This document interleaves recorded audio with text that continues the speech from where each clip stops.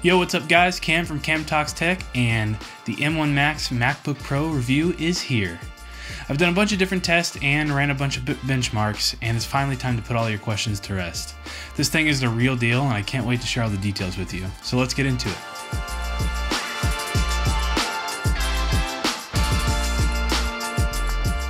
The MacBook Pro model that I'm reviewing is a 16-inch model with the M1 Max chip. I basically maxed out this computer. Other than storage, I still opted for 1 terabyte because if I really need to, I can use external storage.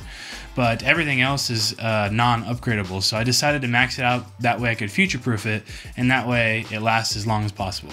The first thing I want to talk about is the overall design. This thing is physically larger and pays sort of a homage to the PowerBook G4 with the rounded edges on the bottom of the chassis. I do have to mention, even though the machine is a bit more bulky, I'm actually a huge fan of this change. In the last iterations of the MacBook, Apple really decided to downsize and make things a lot smaller, skinnier, and have less ports. And with this iteration of the MacBook, it's kind of like Apple's wiping that slate completely clean.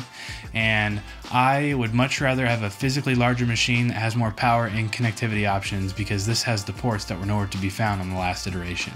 On the left side of the MacBook, we have a MagSafe connector, which now supports fast charging with the provided 140 watt power adapter, 2 Thunderbolt ports, and a headphone jack. And on the right side of the machine, we have a full-size HDMI, 1 Thunderbolt port, and an SD card slot. I'm very happy that Apple added these ports back, because as a creative, I use all of these ports one way or another. And this definitely beats having to carry on dongles and connectors, because that's just a hassle. And now we have all of these ports built directly into the machine, so it just saves a lot of time and a lot of backpack space too while you're at it, because you're not carrying around all this extra junk. My all-time favorite feature with the new MacBook design is the keyboard. I'm actually switching from a 2016 MacBook Pro that still had the butterfly keys, and that thing was absolutely terrible.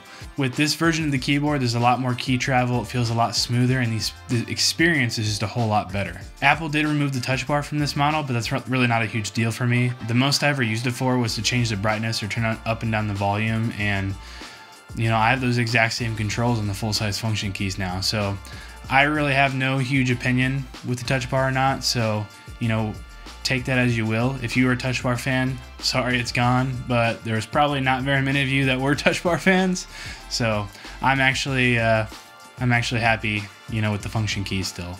One of the things on this machine that actually makes it shine is literally the display. I'm not lying when I say this display is actually awesome. The only downside is the presented 1000 nits and 1600 nits peak that Apple talked about in the keynote is actually reserved for HDR content, so that's kind of a bummer, but still, it does get really bright for SDR content, and I oftentimes find myself wanting to actually edit video and photos right on the MacBook display instead of hooking up to my LG display here. This is an LG ultrafine 4K display. It looks fantastic, but something about this display on the MacBook Pro is just, it's really good. It's really sharp, really clean.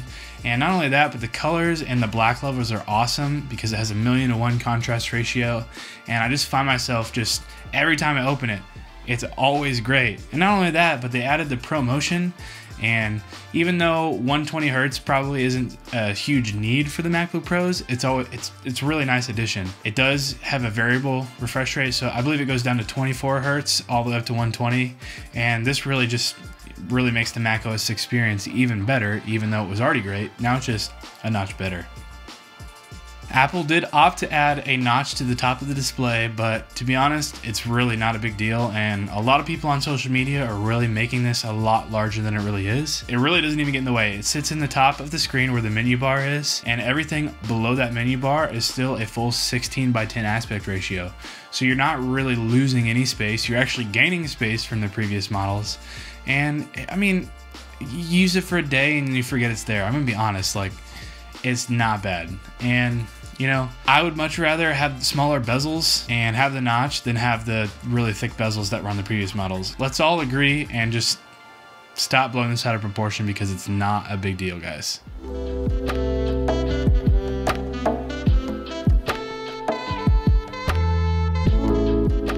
The next thing I want to talk about is the actual overall performance of the chip.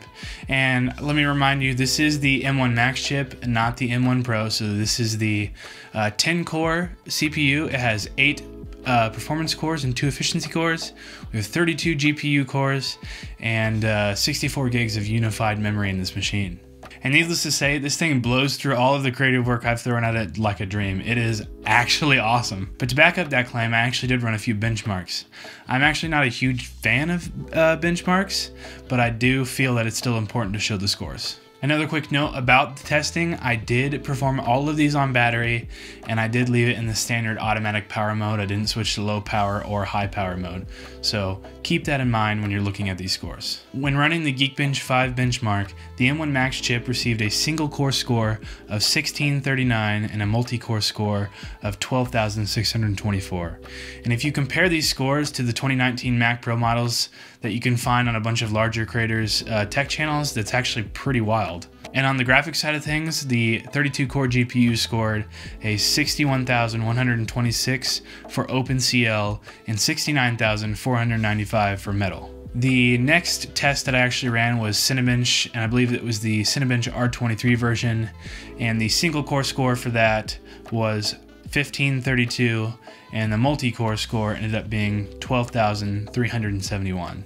But enough about benchmarks, let's actually talk about some real-life scenarios.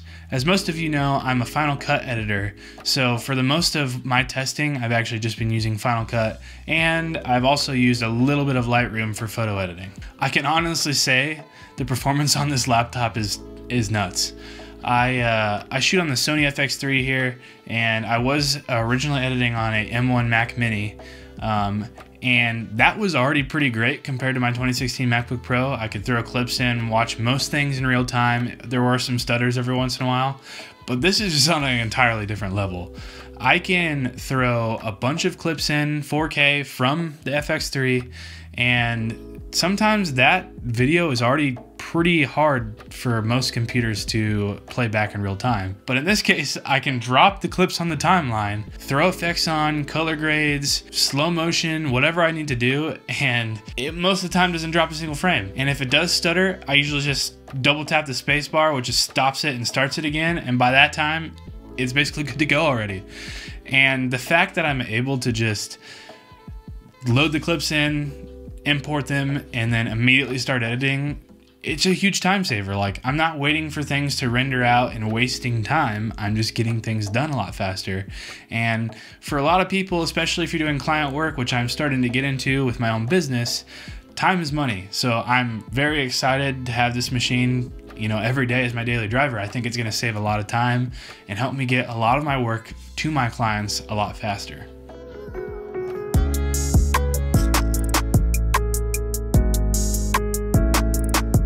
After seeing some of that footage, I think we can all agree that the performance of this thing is pretty wild. But what does that mean for the battery? Well, in this case, the battery is actually pretty stinking good. Which it kind of sounds like I'm saying everything is good, but I'm being completely honest. Like, it is an all-around great laptop. I mean, I wrote all my notes for this video, did some light photo editing on Lightroom, even did the benchmarks on the battery, and that was about a 4.5 hour span, and I believe I lost roughly about 40% of battery, and I'm actually really extremely happy with that, because at the end of the day, I still have juice left to do, you know, if I want to watch YouTube or scroll social media or just, you know, do normal things that's not requiring a bunch of tasking power. It's just great. But on the flip side of that, you do have to think, well, what happens if I'm running Final Cut or Logic or something like that? Well, it does go through the battery a little bit faster, but that's kind of to be expected. You're using a pro app that, you know, requires a lot more intense graphics performance, CPU performance, and that's just kind of how it works. But even with that, it still performed really well, and I'm just really happy about it. And for the last part of this video, I actually wanted to take some time and answer some questions that I got from some folks whenever I made some posts on social media this last week. But before we dive into that, I would ask that you consider liking this video if you enjoyed it and subscribing to the channel, as I have a lot more content coming up. And if you can, hit the bell. That way you're one of the first ones to get notified when I post new videos. All right, the first question I have here is from Jonathan Ramirez. I'm actually in a bunch of different audio and video groups on Facebook, and I basically opened the floor to them and to ask questions that maybe could be picked and be answered here. So this first one is from Jonathan.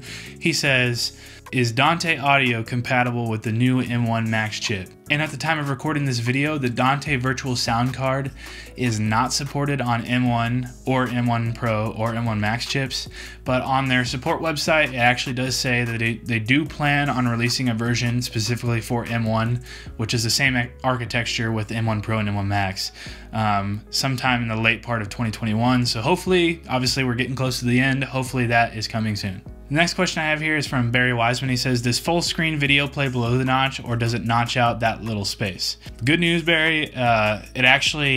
The screen is actually a larger aspect ratio, so normal content is generally 16:9.